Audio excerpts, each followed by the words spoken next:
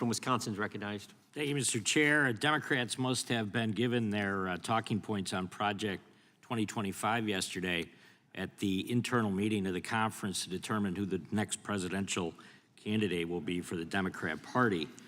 This is the second committee I've sat through this morning, including financial services, and Project 2025 has come up at least a dozen times. I just find that interesting. Mr. Patel, Unilever is a publicly traded company, meaning you have fiduciary duty to deliver returns to shareholders, correct?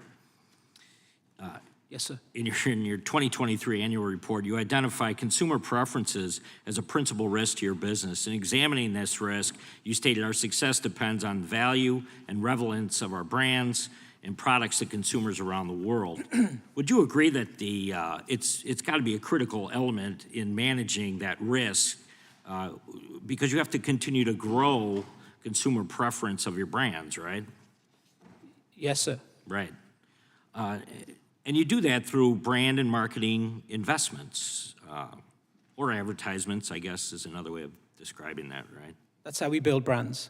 But between 2021 and 2023, Unilever spent more than $23 billion on brand and marketing investments. That's a fairly big chunk of your operating costs, I'm sure. Would it be fair to say that Unilever believes brand marketing delivers a positive return on investment? So that's why we invest, to build our brands and the equity, and that's why we're in 90% of US households. Right, but if consumer preference is still at risk, you could always do better, correct?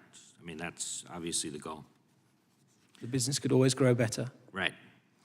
So let me ask you this. If consumer preference is vital to the success of your company, you acknowledge that a principal risk and commit billions of dollars each year to mitigating that risk, then why would you boycott companies that reach millions of consumers?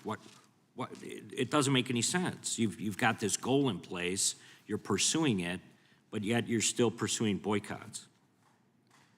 So we don't boycott. We have a clear internal process. Our brands have jobs to be done. We have target audiences that we look for our brands. Actually, 80% of our marketing spend goes between 18 and 49-year-old women because they make 80% of the purchasing decisions for our business. And that's how we set our choices on investment. What's right for our brands to give us the best business return on investment. What about Twitter? Has there been any boycotting of Twitter? It would be in the best interest of growing your consumer preference and delivering returns to shareholders to have to utilize Twitter to make sure that your brands are continuing to grow, right? So on Twitter, or X as it's known now, there was a period in 2019, 2020, due to brand safety, that we pulled our investment, but we have now returned to Twitter across the world.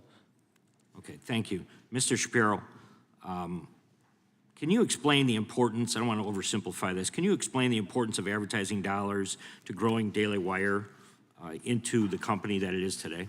Sure. So the truth is that advertising dollars represent a far smaller share of the revenue of the Daily Wire than they did at the very beginning. When you're first starting a company, the possibility of starting it off the basis of subscribers alone is very difficult because you actually don't have tremendous market reach. The gradual increase in revenue is largely due to advertiser revenue. So at the beginning of the Daily Wire, nearly 100% of all revenue that we had when we were building the business was based on advertising revenue. Today, it's significantly smaller than that because we have a very large subscriber base. So the principal threat that I'm here to talk about is not about the bitterness of my company, which continues to be, thank God, highly successful.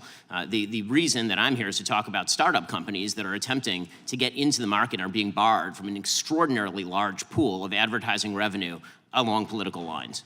Do you believe there is collective boycotts that are happening? There's no question there are collective boycotts happening. And I will say that I do appreciate the chutzpah of some of the Democratic members of Congress, and I'm charmed by their newfound love for free markets and corporate free speech. That one seems to be a bit of a new one to me. But it is charming only in that it requires you to ignore many of the statements that they have made historically about the amount of pressure they would love to bring on private companies when it comes to free speech. And here I will quote the ranking member, quote, "These platforms are utilized as conduits to spread vitriolic hate messages into every home and country. Efforts by media companies to counter the surge have fallen short. Social network platforms continue to be used as ready avenues to spread dangerous white nationalist speech." Or, that was from 2019, from 2020, it goes way beyond the fact that big tech misbehaves. It's the fact this kind of power exists. That kind of power cannot be allowed to exist in society.